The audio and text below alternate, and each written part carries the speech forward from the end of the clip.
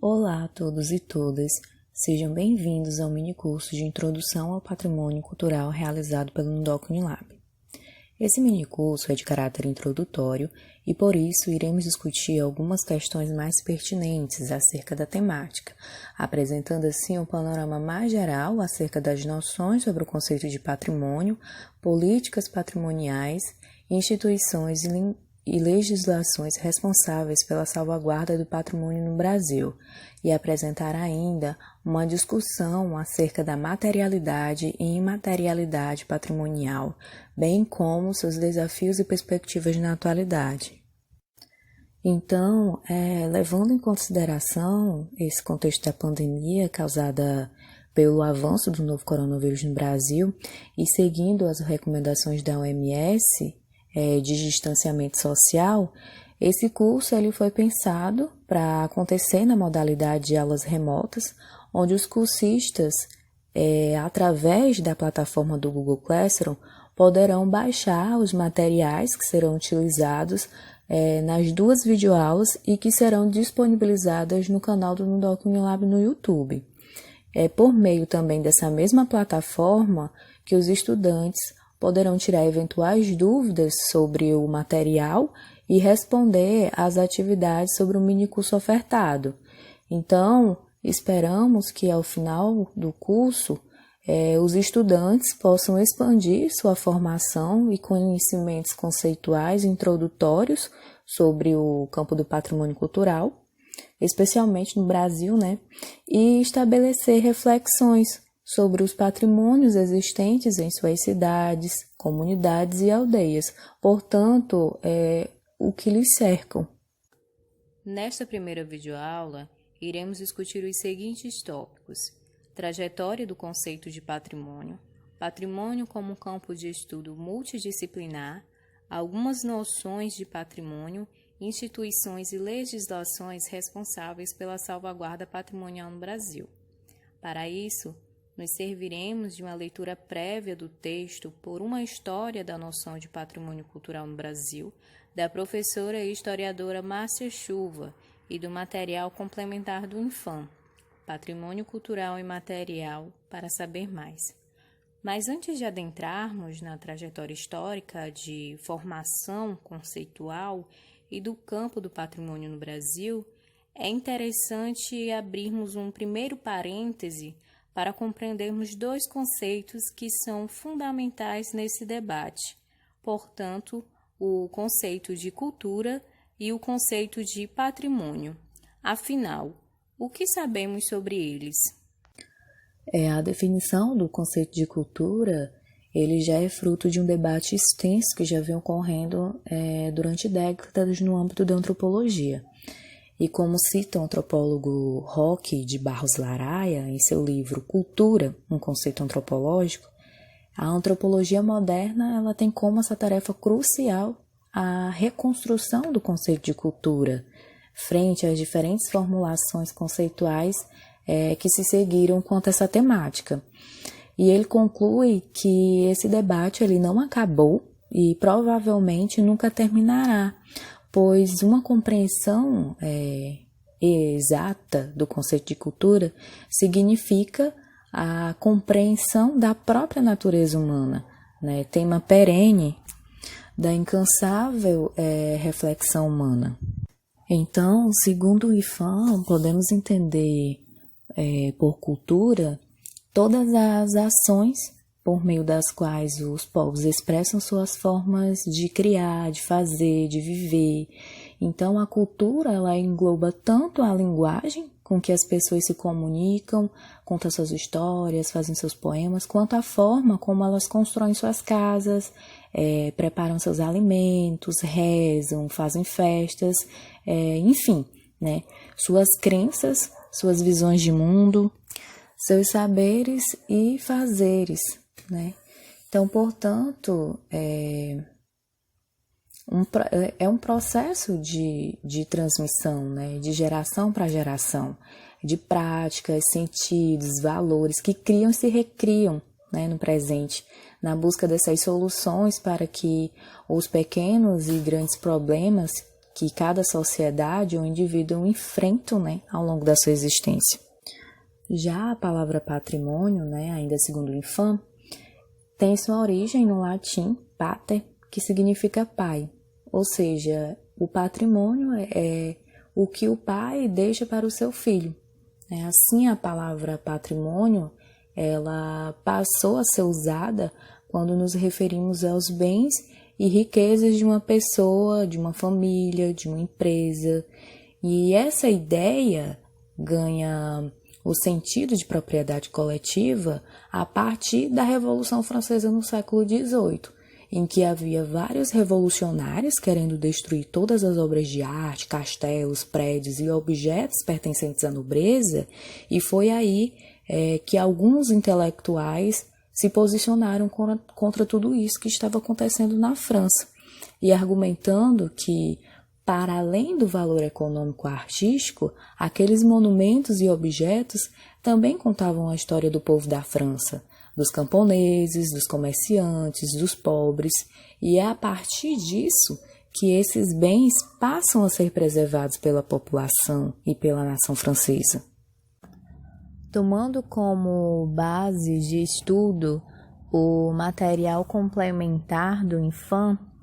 Instituto de Patrimônio Histórico e Artístico Nacional, especificamente o texto Patrimônio Cultural e Material, para saber mais, traz que a ideia de patrimônio cultural, enquanto algo de interesse da humanidade, tem seu pontapé inicial a partir da Segunda Guerra Mundial, momento em que diferentes monumentos localizados nos países em conflito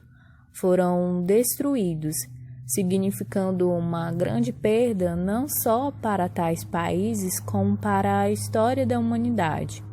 Então, o patrimônio cultural de um povo é formado pelo conjunto dos saberes, fazeres, expressões práticas e seus produtos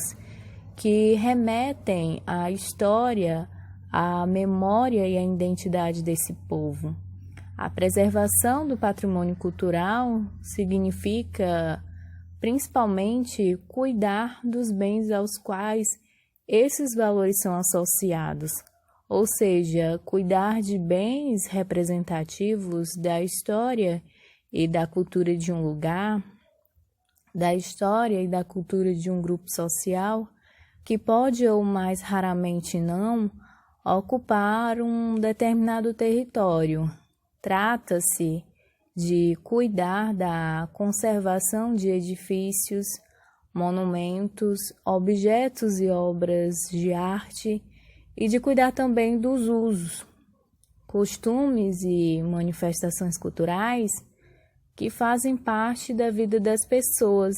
e que se transformam ao longo do tempo. Então, o objetivo principal da preservação do patrimônio cultural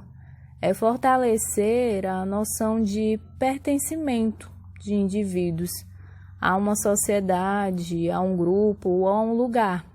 contribuindo para a ampliação do exercício da cidadania e para a melhoria da qualidade de vida.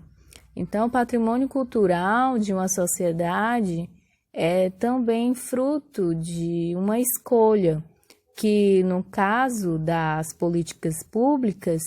tem participação do Estado, por meio de leis, instituições e políticas específicas.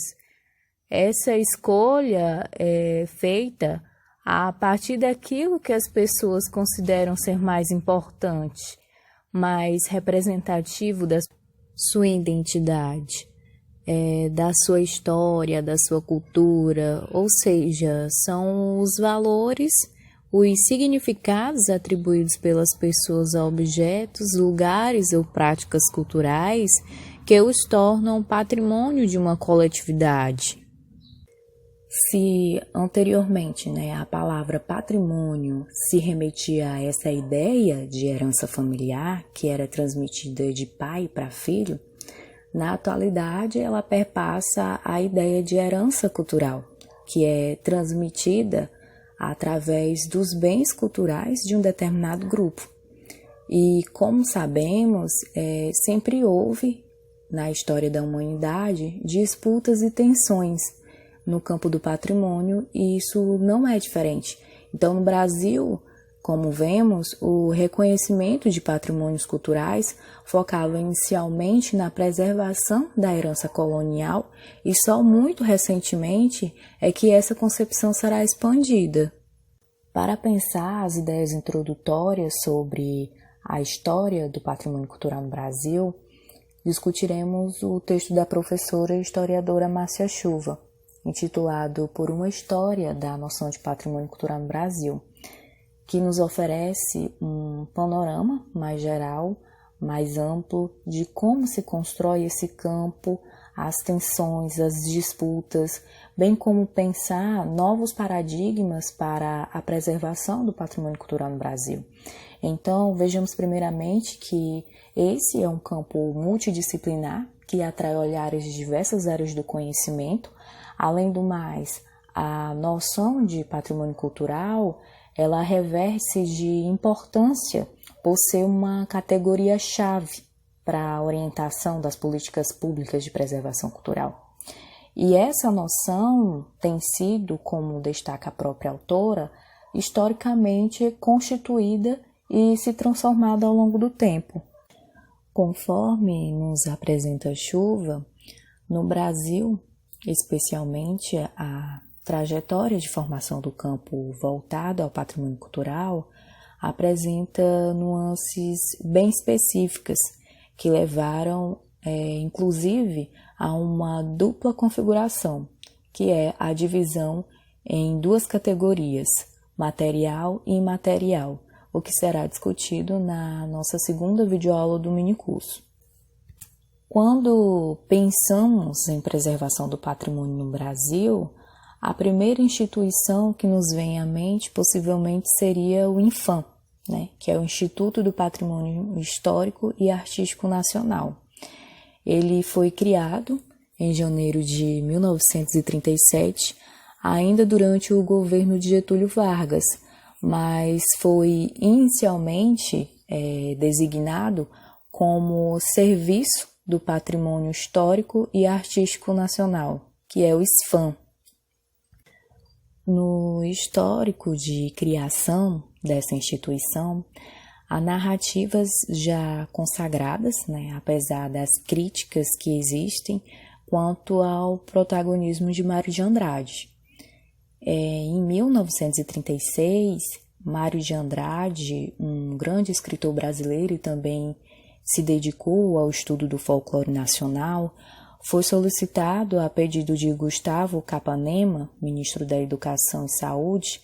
a esboçar um anteprojeto para a criação de uma instituição voltada à proteção do patrimônio brasileiro. Então, Mário de Andrade, intelectual e romancista, ele vai ser uma das figuras importantes que influenciou o pensamento brasileiro e inseriu ideias tanto no campo da cultura como também no âmbito das políticas públicas de preservação. E é a partir dos anos 30 que Mário de Andrade passa a desempenhar o papel de agente do poder público para a promoção da cultura brasileira, lançando tanto as bases para a educação do Estado na preservação do patrimônio artístico no Brasil, quanto para o conhecimento do folclore brasileiro, denominado também de cultura popular. Então, é através de um apanhado de experiência, fruto das viagens que ele realizou na região do Nordeste, que Mário vai compor uma metodologia de conhecimento da cultura brasileira de caráter científico. Esse caráter científico era uma maneira de diferenciar os textos literários que eram produzidos e que predominavam nos estudos folclóricos. Nesse sentido, Chuva ela busca analisar como se deu a divisão entre esses dois campos de ação das políticas públicas, que é o de patrimônio e o campo do folclore, que estavam unidos no pensamento de Mário de Andrade. Na perspectiva de Antônio Gilberto Ramos Nogueira, as viagens que foram realizadas por Mário de Andrade mostram que, em sua tentativa de construção da nação, o passado ele seria uma matéria-prima que deveria ser resgatada enquanto referencial. Então, distante das grandes cidades, elites e da erudição europeia, Mário de Andrade se aproxima dessa raiz popular por meio das nuances entre o olhar, do escutar, do saborear, do conversar. Entre 1936 a 1938, Mário de Andrade organizou a missão de pesquisas folclóricas no Departamento de Cultura do município de São Paulo, realizando um inventário da cultura brasileira na perspectiva de um tratamento integral da cultura. Na perspectiva de Mário, a cultura brasileira ela deveria ser apreendida como uma totalidade coesa, ainda que constituída pela mais ampla diversidade de práticas possíveis. Uma unidade cultural amalgamada pela diferença que escapava, nessa perspectiva, a qualquer tipo de regionalismo. Assim, o folclore, as tradições populares das várias localidades brasileiras foram por ele valorizadas como partes constitutivas da própria nacionalidade. Então, para Mário de Andrade, a identidade nacional seria uma síntese de diferentes costumes e formas de expressão, resultado de suas preocupações acerca do folclore. Quanto às práticas implementadas pelo SFAM, a arte popular ela não foi incorporada às ações de proteção e tampouco ao rol de bens culturais passíveis de se tornarem patrimônio. Naquele momento havia uma predominância de arquitetos dominando o campo do patrimônio. Essa questão estava ligada à tese das três raças, formadoras da identidade do Brasil, onde se via na figura do branco português uma suposta maior influência, em detrimento de negros e indígenas. E isso justificou o predomínio da proteção de bens materiais, especialmente os de valor arquitetônico, relativo ao período colonial. Em suma, a ideia do SFAM de Mário de Andrade não teve destaque durante aquele período, durante aquele momento. Os estudos que eram desenvolvidos por Mário de Andrade apontavam para registros etnográficos, em um momento em que se institucionalizava a criação da Universidade de São Paulo, a USP, e havia a presença de intelectuais estrangeiros, como é o caso do antropólogo Lévi-Strauss. Então, no âmbito da academia, há esse afastamento da temática folclorista. Já no campo da administração pública, esse distanciamento entre patrimônio e folclore ficou cada vez mais evidente a partir da criação da Comissão Nacional do Folclore, em 1947, no Ministério das Relações Exteriores, e impulsionado por intelectuais que buscavam reconhecer o folclore como saber científico. Em termos internacionais, a inserção do campo do patrimônio cultural em uma escala global, que já vinha se constituindo desde o final da Segunda Guerra Mundial, alcançou seu ápice com a aprovação final da Convenção do Patrimônio Mundial Cultural e Natural, de 1972, que vinha sendo desenhada desde a década anterior, na Assembleia Geral da Unesco. Então, nas décadas de 70 e 80, houveram mudanças globais, onde se dá o enfraquecimento da ideia de nação e o fortalecimento de recortes identitários, que vai impactando na identidade nacional e impulsionando sua reconfiguração. Essas mudanças, elas possibilitaram a maximização da noção de patrimônio cultural, dando espaço para que novos objetos, bens e práticas pudessem ser incluídos para se tornarem patrimônio cultural. É nesse momento ainda que há a criação de uma política nacional de cultura. O campo cultural, ele se divide em duas frentes, que é a executiva e a patrimonial. A frente executiva ela era formada pela criação da Fundação Nacional de Arte, a Funarte, em 1975, onde foi incorporado os projetos relacionados ao folclore e à cultura popular. Já a frente patrimonial, unicamente como Infam, teve essa ação principal voltada ainda ligada à restauração de bens arquitetônicos. Uma terceira frente ainda é formulada durante esse período, porém é algo exterior ao MEC. A partir da criação do Centro Nacional de Referência Cultural, CNRC, no Ministério da Indústria e Comércio, que era liderada durante aquele período por Aloysio Magalhães. Então, o CNRC ele trabalhava com as noções de bem cultural e cultura popular. É ainda entre os anos de 70 e 80 que a noção de patrimônio cultural ela é ampliada e que ganha destaque a partir da Constituição Federal de 1988. Se constitui enquanto patrimônio cultural brasileiro os bens de natureza material e imaterial tomados individualmente ou em conjunto, portadores de referência à identidade, à ação, à memória dos diferentes grupos formadores da sociedade brasileira, nos quais se incluem as formas de expressão, os modos de criar, fazer e viver, as criações científicas, artísticas e tecnológicas,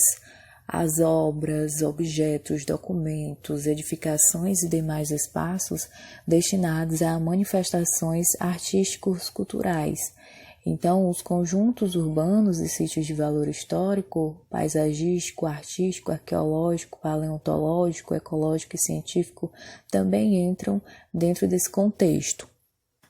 O texto constitucional, no artigo 216, consolidou uma noção ampla e plural da identidade brasileira, trazendo para a cena jurídico-política a noção de bens culturais de natureza imaterial. E ainda na década de 1990, como resultado da implementação do grupo de trabalho do patrimônio imaterial e da comissão de assessoramento ao grupo de trabalho, instituiu-se em 4 de agosto de 2000 o decreto 3551, o registro de bens de natureza imaterial e criou o Programa Nacional de Patrimônio Material. Então, a divisão entre patrimônio material e imaterial é conceitualmente enganosa, posto que qualquer intervenção na materialidade de um bem cultural vai provocar modificações na sua imaterialidade. Além disso, essa divisão artificial implica uma política institucional que promove uma distribuição desigual de recursos. A noção de referência cultural, formulada nos anos 70, foi fundamental para a inclusão dos grupos sociais como sujeitos no processo de seleção do patrimônio cultural. Então, a categoria de paisagem cultural talvez seja hoje um dos principais passos dados no sentido da superação da falsa dicotomia entre patrimônio material e imaterial, pela ênfase na relação entre o homem e o meio, especialmente se associada à noção de lugar, não como uma categoria de patrimônio material, mas como um dos elos pertinentes para construir um patrimônio cultural integral. É a partir desse apanhado mais conceitual que encerramos aqui nossa primeira videoaula. E não se esqueçam de acompanhar as atividades da plataforma do Google Classroom. Agradeço a todos e todas pela atenção e até a nossa próxima videoaula.